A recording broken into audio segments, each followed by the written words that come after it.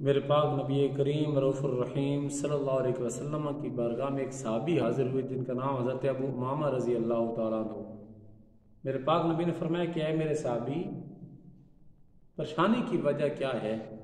عرض کیا رسول اللہ صلی اللہ علیہ وآلہ وسلم، قرض ہے، غربت ہے، قرض ادا کرنے کی کوئی صورت نہیں۔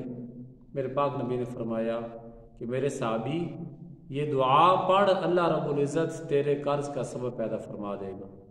اب دعا میرے پاک نبی نے فرمائی، اگر آپ میں سے کوئی شخص قرض کی مصیبت میں گرفتار ہو، وہ اس آیے کریم اس دعا پر عمل کرے تو اللہ رب العزت پیارے نبی کے فرمان کے صدقے اس کے قرض کی خلاصی عطا فرما دے گا۔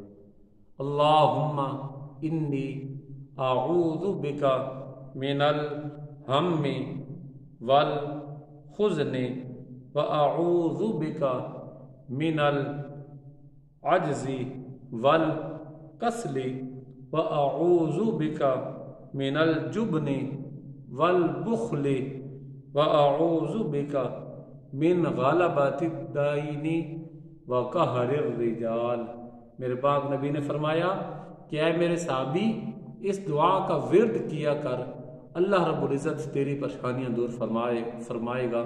وآخر دعوانا ان الحمد للہ رب العالمین۔